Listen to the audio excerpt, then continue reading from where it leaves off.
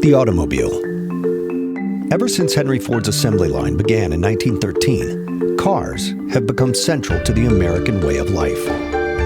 But what began as an experiment in practical transportation soon evolved. And with each innovation, Americans grew to expect much more than just a means of getting from point A to point B. They wanted an experience.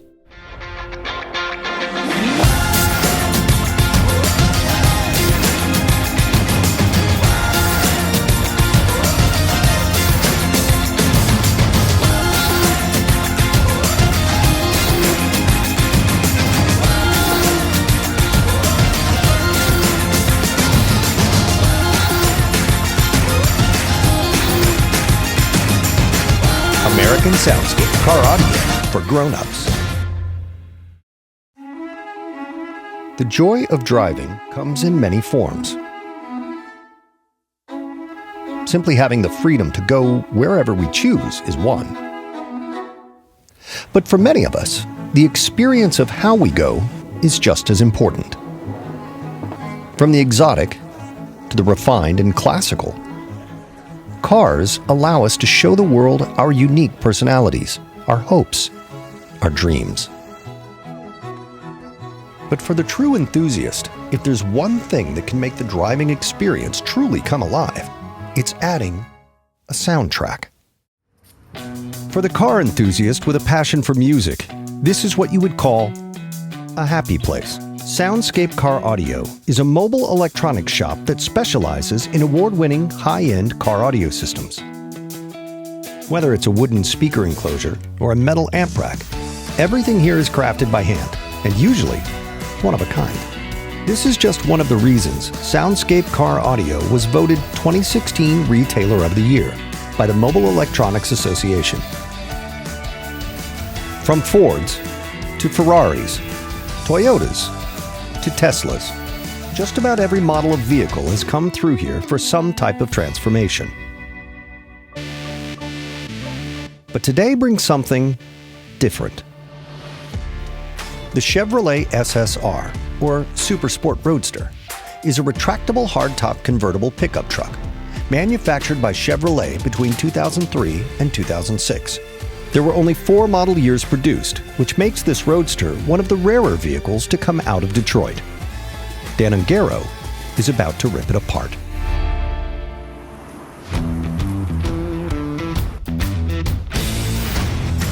My name is Dan Ungaro, and I started Soundscape Car Audio in 2010. So my interest in car audio pretty much stems from my love of music, because I'm a musician, have been since I was 10 years old. My dad's a musician. And at the time that I got into car audio, I was in a band trying to, become rock stars. I wanted to do something that was music related. I went to school for audio engineering, so that's how I ended up in it, and it just kind of grew with me, and my passion got infused. I've been an installer from the beginning, and after about 9.5 years in the industry, working at a couple different companies, I decided to go out on my own. Luckily for Ungaro, the Chevy SSR is one job he won't be doing alone. The staff at Soundscape is like the lineup of a classic rock band. Tons of talent, with occasional changes. These days, it's mostly a 2-man operation. At 22 years of age, Pierce Barrett may seem like the new kid on the block. But in just a few short years, he's already established his reputation in the industry. My name is Pierce Barrett. I'm 22 years old. I'm a tech here at Soundscape Car Audio in Carrollton, Texas. I've been installing for 4 years professionally now, and I am Mobile Electronics 2017 Rookie of the Year. The winner is Pierce Barrett.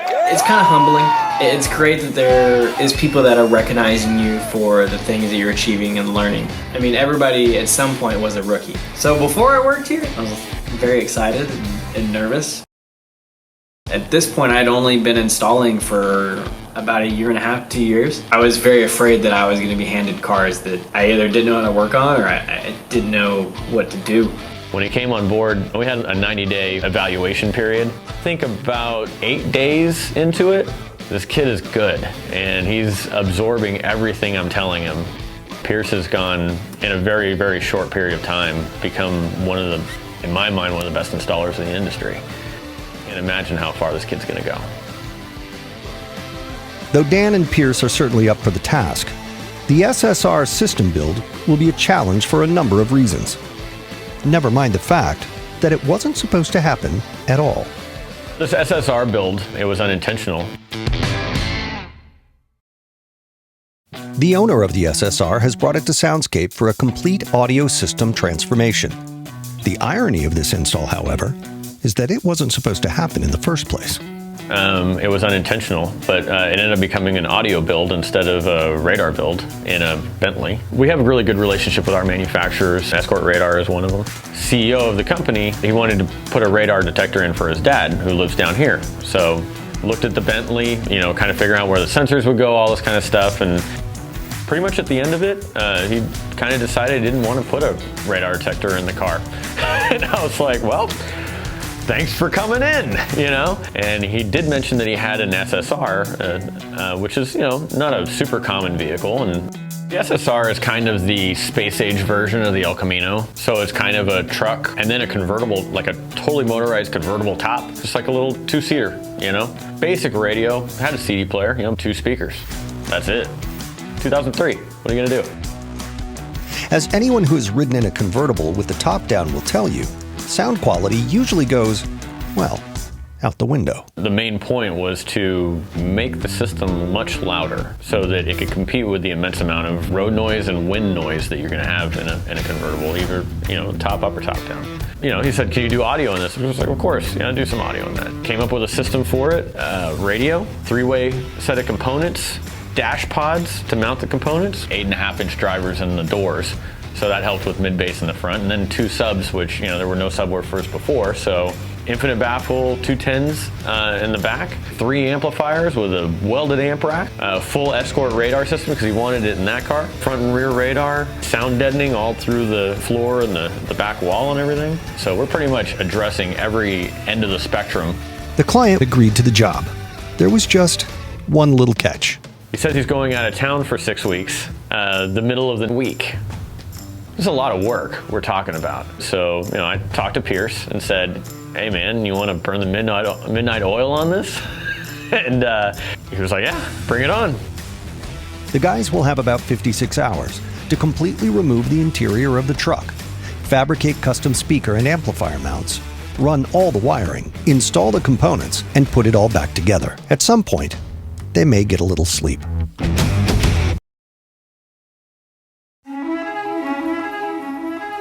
It's early Monday morning. With the client leaving town at the end of the week, this is going to be a very tight timeline. The first steps to the SSR build are to prepare the vehicle for the work ahead. One of the first things we do is we apply some paint protection. It's kind of just a clear wrap that goes across the panels that we're going to be working around. One of the things we like to do is return the car to the customer in a better condition than it was when it was brought in. Last thing you want to do is damage a customer's vehicle, and it's going to cost you money. It may cost you the relationship with the customer.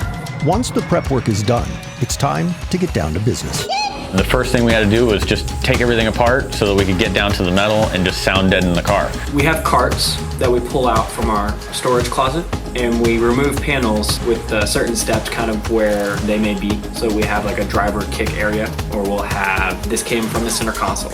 I can imagine for a client that watching us take their car apart, do what we do, might be like watching your wife get surgery, right? It's not a pretty sight for anybody who has an emotional attachment to what's going on. But, we take a lot of care when we do it. We respect the vehicle just as much as our own, probably more. You should see the things we've done to our own vehicles. Swapping the factory radio with an aftermarket model is one of the more straightforward tasks. So Pierce begins by soldering the wire connections for the Kenwood DDX 9904S, using an adapter that will plug directly into the factory harness. Meanwhile, Dan preps the dash for the custom speaker pods. After removing the necessary interior parts and factory radio, Pierce then preps the Kenwood for mounting with a plastic dash kit. This in-dash multimedia receiver will serve as the control center of the system, with a number of upgraded features over the 15-year-old factory radio. After running the necessary wires, such as for the Bluetooth microphone, the head unit is bolted into the factory radio location. Over in the woodshop, Dan has started the process of creating the custom speaker pods for the dash. With a design based on the truck's retro style, Dan works to fabricate the components necessary to bring his vision to life. So to me, the crux of the entire build was going to be the dash pods. For one, it's a very narrow dash, and the pitch of the dash with the windshield really makes a weird shape to go into that spot. To fit a 3-inch driver and a tweeter in that spot with press grills and all that kind of stuff, it was going to be a challenge. It was going to be pretty large. So basically, this keeps the space for the grill. So I'll make the grill out of that piece. This guy is sitting here. We're going to do a little bit of molding to get it to sit in there and match up all over. Basically have the 3 and the tweeter. It's no coincidence that Ungaro feels at home in the woodshop. His love of custom fabrication was a key factor in starting his own business. My passion really lies in fabrication. I felt like there was a certain level of quality in custom fabrication, a certain segment of the population that wasn't being serviced, and the ability to work on higher end vehicles that wasn't being taken care of. Kind of taking a slight little, kind of this feel right here. So it kind of has that same, it's a little bit more stylized, but I kind of like that corner, giving you that same feeling because the grill's gonna be black and we're gonna paint this red.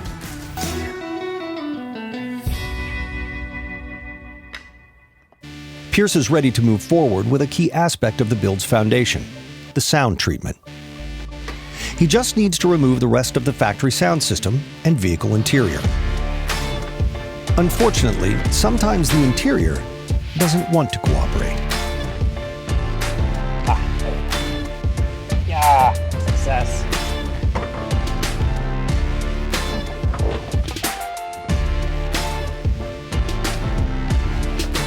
There we go.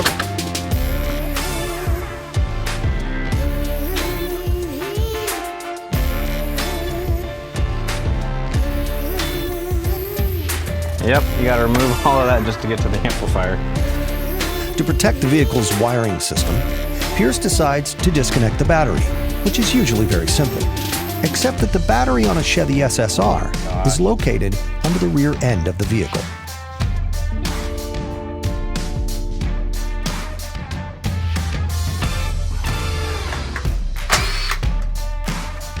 How many vehicles have the battery under the truck bed? I think this may actually be the only.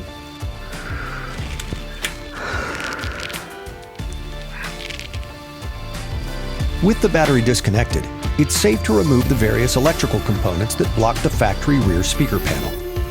This will be the location of the new subwoofers, which will provide the deep bass necessary to overcome the convertible truck's road noise. Pierce will need to remove the fuse box and other electrical parts, taking care to note how everything goes together for reassembly.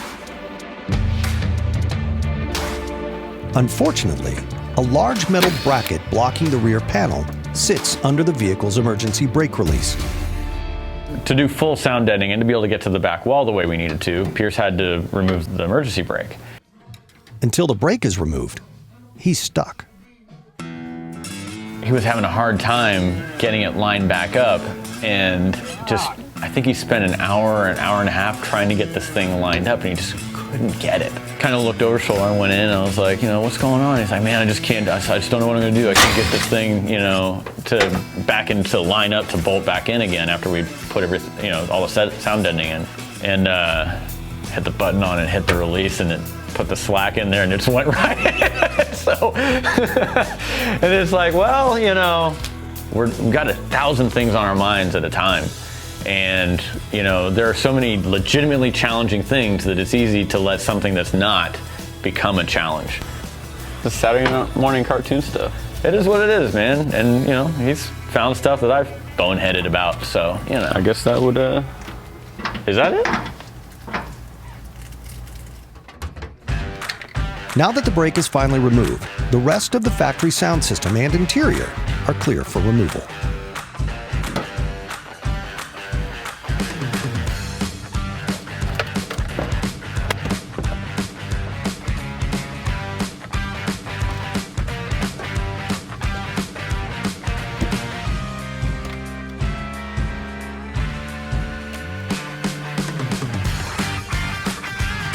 The inside of the SSR looks far different with the interior removed, but it's a welcome sight for Pierce, as he can now begin focusing on the sound treatment. Well, almost. Since the sound treatment is applied by use of a sticky adhesive on one side, it's important that the areas to be covered are clean of dust and debris.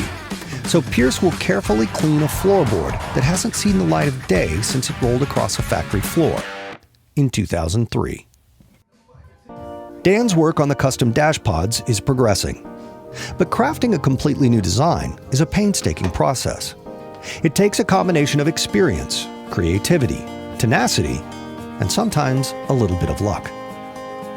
For the first day's work, Dan and Pierce have actually come pretty far. So today we got the dash taken apart and the radio installed. We got the wiring ready to run back to the bed where all the amplifiers will be. We also removed most of the interior to get it prepped for doing the sound deadening. We also took apart the back half of the rear wall. The factory amplifier was mounted back here, so we needed a couple things off of it, along with getting the back wall prepped for the subwoofer enclosures. For about 9 hours worth of work, we got a lot done today. Which is a good thing, because Tuesday morning will come early. It's day 2 of the Chevy SSR build, and the guys are ready to push forward. A key step at this stage is the application of sound treatment.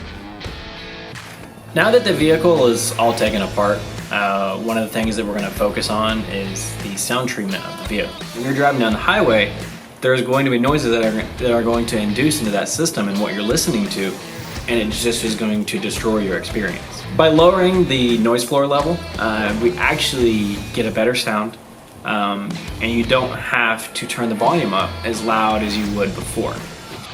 The use of acoustic deadening material has a big impact on sound quality, even though it's a feature of the build that the client will never see.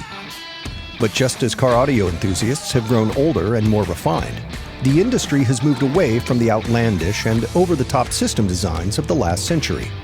I would have guys come in, first thing they would say is, I'm not looking for all that boom, boom, boom. I don't want to rattle my neighbors' cars. I'm not interested in that stuff. I want good, clean sound. And I found myself going into long explanations on how that's not what we do. What we do is car audio for grown-ups.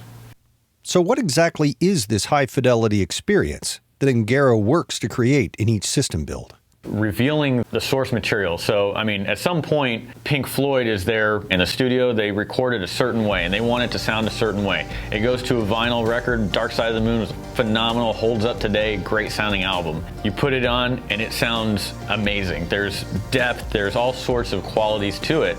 And the way that we've listened to music, even since tapes, from vinyl to anything else, it's pretty much gone down in quality for convenience. The iPod came and just killed it all. So how does today's enthusiast recapture high fidelity in a modern car? The sound systems coming in the vehicles now are so much better than they used to be. So if you're wanting to upgrade cars, you're going to have to upgrade them to another level of quality. Then again, this is the age of the MP3. Ungaro knows that it's going to be a challenge to convince a generation of drivers raised on lattes and compressed music that there is a better listening experience out there. A few months prior to the arrival of the SSR, Dan found himself on the road to Las Vegas, where the annual SEMA show attracts some of the industry's best and brightest. Lucky for him, a recent visit with some fellow industry pros proved he's not alone in this fight. My name is John Swartz. I am the CEO of Perfectionist Auto Sound and Security in Anchorage, Alaska. I am the CEO and co-founder of Soundscape USA, and we're a retailer We're a manufacturer and a distributor. I'm Tom Miller with Music Car Northwest in Portland, Oregon. My name is Gary Bell. Define Concepts, Orange, California. All right, my name is Brian Schmidt. I'm with Mobile Solutions, Tempe, Arizona. We do all sorts of stuff. We build point-of-purchase displays. We build car audio. So everybody that works in my shop basically is not only an installer and integration specialist, but everybody does fabrication as well.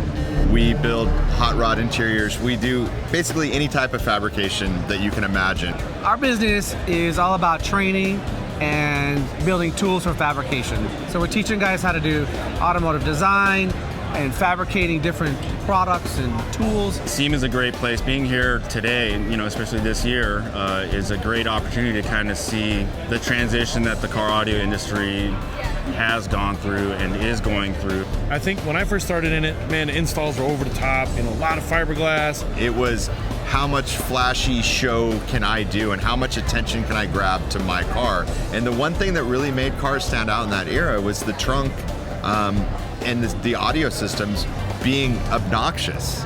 Man, tons of subs, tons of mids and highs.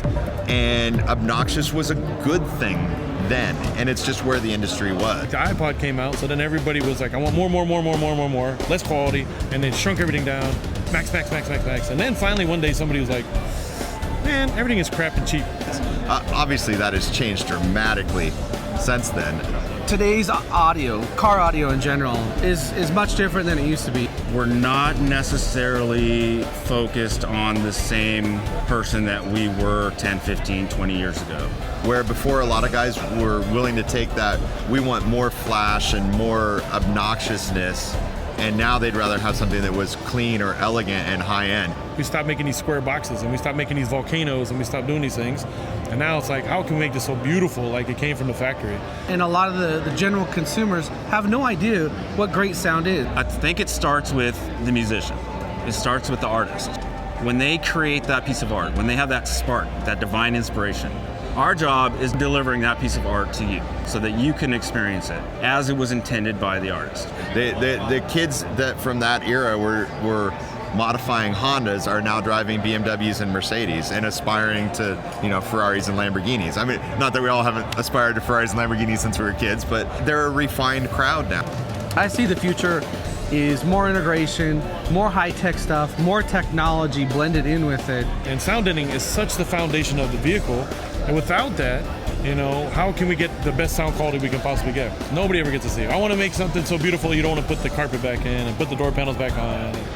Just the average, it's just good enough system, it could actually be 10 times better than that. Pretty crazy ride, and we're not even 2 years old yet, and now here we are. We're at SEMA, the biggest car show in the world. And anybody in this industry, I've been in it 27 years, if you make it to this show, this is it, the holy grail. The insights gained at SEMA months ago are still fresh in Dan's mind as day 2 on the SSR gets going. With the vehicle prepped, the foundation is laid. But with only 2 days to go, will there be enough time to completely transform this 2003 Chevy and put the pieces back together? Dan has begun work on the metal frame that will hold the amplifiers in place. Since the SSR is only a 2-seater with limited space, there's only one place for the amp rack to go, in the bed of the truck. Looking like a blacksmith out of the Old West, Dan works by hand to fabricate the metal amp rack. Unlike a blacksmith, Dan has one major advantage: power tools.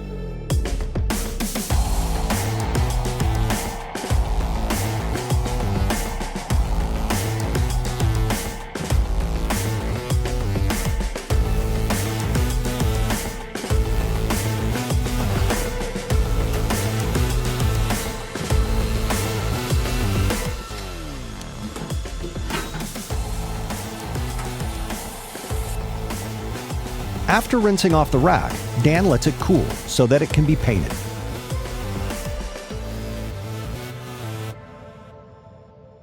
Meanwhile, the final touches are being done on the sound treatment. With the amp rack frame painted and drying, Dan moves forward with the speaker grills for the dash pods.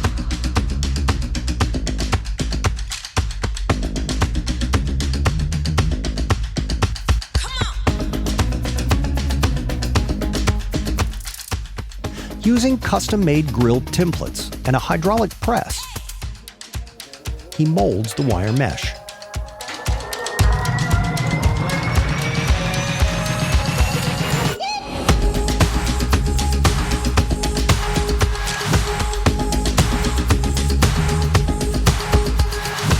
The finished pods will be the only ones of their kind.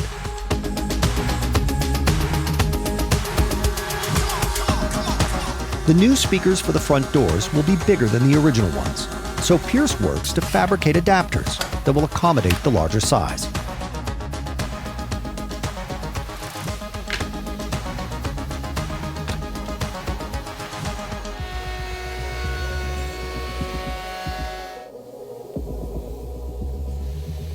Meanwhile, Dan continues refining the dash pods.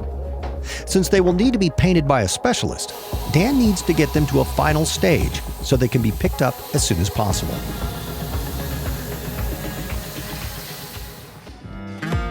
Next, Dan begins preparation of the board that will hold the rear subwoofers.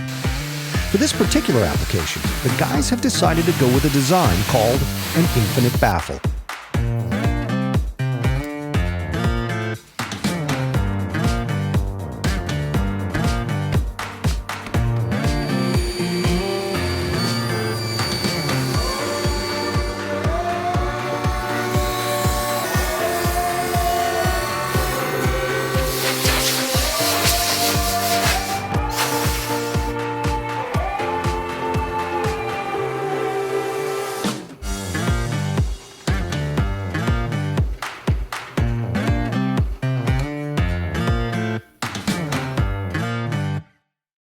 With the door speaker adapters installed, Pierce focuses on prepping the installation of the amp rack frame.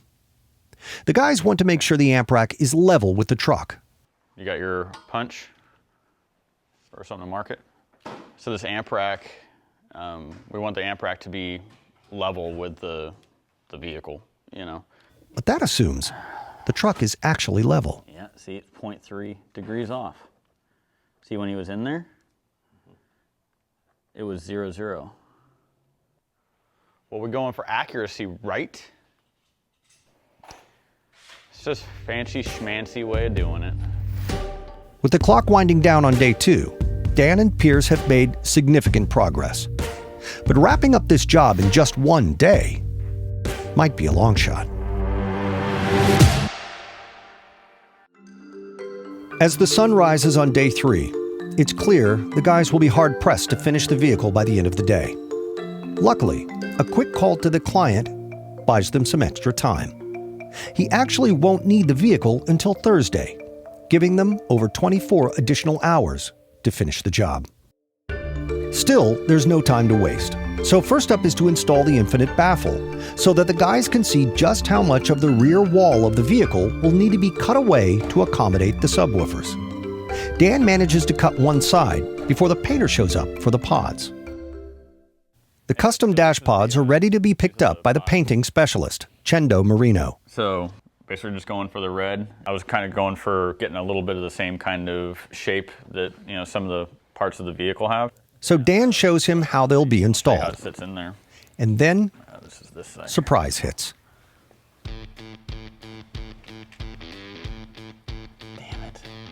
I just realized this comes over this dash piece. Crap!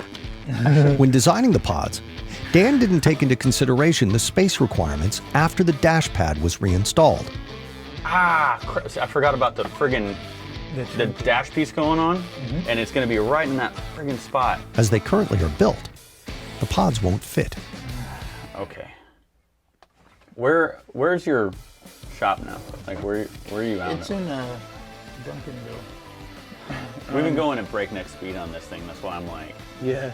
crap. I didn't Hey, even see dude, that. I've been there. I I've molded understand. this up like, I've done test fits like 3 or 4 times, but I always had tape on it, so I didn't think about that The fix isn't very complicated. on there.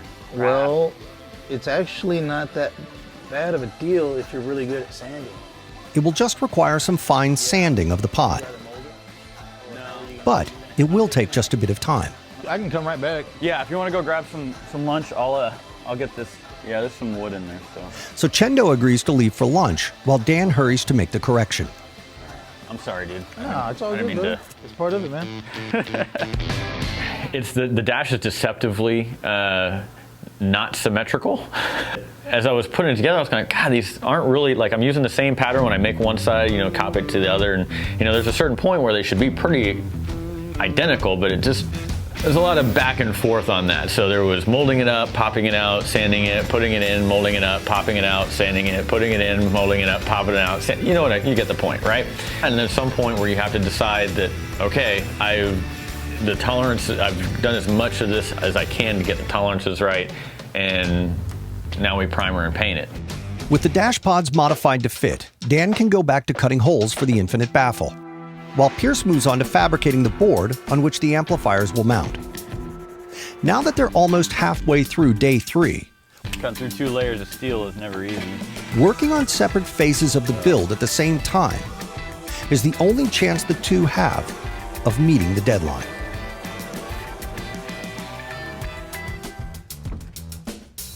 After lunch, Chendo arrives to pick up the finished pods. This time, they're ready to go.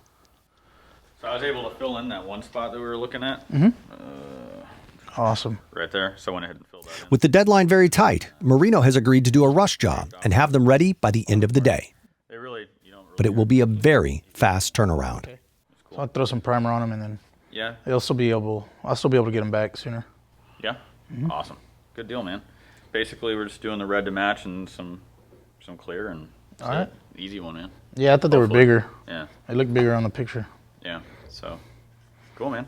All right. Dude, as always, thank you. You're welcome. Appreciate Thanks. it. With the pods out of his hands for now, Dan can put the final touches on the infinite baffle, using body filler to mold up the spaces.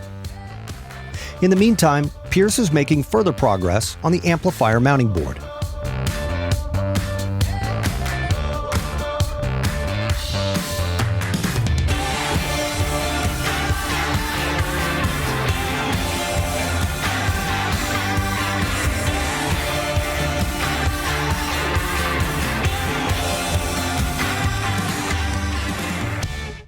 Look what I got. What's up, dude? All right. True to his word, Chendo arrives later in the afternoon with the painted dash pods. They match the truck's exterior color perfectly. So it matches pretty well. Yeah. It's not attached, but at least it'll be inside. Right. Yeah, for sure. Awesome, dude. Well, hopefully I can hear it one day. Yeah. Well, he's local, so, you know, so Yeah, call me back. jam it later. out. Yeah, for sure. Cool. Awesome, man. right, As cool. always, thank you. All right, you're welcome. Appreciate it. Back to work. With the infinite baffle finished, a layer of sound treatment is applied to give it extra stability and prevent any unwanted body vibration. It's been nearly 3 days of work. The guys have made great progress, but there is still a long way to go. They'll need to work through the night if they have any hope of meeting their deadline. For the next few hours, Pierce works on mounting the amplifiers and signal processor that will provide the power and equalization control for the finished system. In preparation for connecting the wiring between the truck bed and the cab, the vehicle is raised on jack stands. Day 4, 4:30 a.m. The install is taking significant leaps forward. Pierce has the amp rack assembled and installed into the bed of the truck. Meanwhile, Dan has installed the front speakers into the custom pods and mounted them in the dash. Working on no sleep, the duo push forward. As Dan works on the custom amp cover, which will feature a large Chevrolet logo, Pierce begins the long journey of wiring the inside of the cab and reassembling the interior. This includes cutting holes in the carpet for the new subwoofers, as well as making all of the connections for the door and dash speakers. With the sun yet to come up on day 4 of the build, there's still quite a ways to go. It's 6 a.m. on day 4. It's time to reassemble the factory interior and begin the process of tuning the system. They'll have until just after lunch before the client shows up, so they'll need to work quickly without cutting any corners.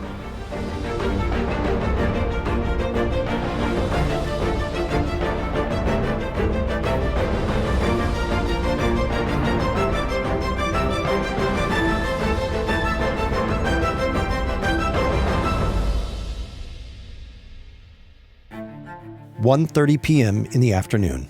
All of the design work, all of the preparation, all of the labor and craftsmanship, it all comes down to this. With everything installed and the interior reassembled, Dan connects his laptop to the system signal processor and begins tuning the vehicle. This is where the magic truly happens. The vehicle is tuned and the transformation complete. From the new 8-inch hybrid audio speakers in the doors, to the new Kenwood head unit, to the custom dash pods featuring brand new hybrid audio tweeters and mid-range speakers. The difference in sound quality from the original factory sound system is unmistakable and amazing. Especially with the steady bass delivered from the new hybrid audio subwoofers mounted in the infinite baffle behind the seats. The stealth install of the Escort 360 Max CI radar system with both front and rear sensors and cabin controls will give the client peace of mind on the road, making it easy to sit back and enjoy the power from the custom-mounted Mosconi amps that provide the heartbeat of the system. So how does Ungaro feel about the finished product? It was fun. There was one overnight. There was a couple late nights followed by an overnight, but we got it done. At the end of the day, what we're providing for people is an experience. And it's an experience of hearing music that they've heard a million times. When you listen to the Beatles and you hear that little foghorn in the back that you'd never heard before, even on headphones you never heard it. But suddenly there's this spaciousness and the instrumentation is like broken apart to where it's very three-dimensional, kind of like audible hologram. I've seen 65-year-old men giggle with glee from hearing something in their car that sounded just amazing. Like they didn't even hear it in their house that good. So that's at the root of it, that's really why I do it.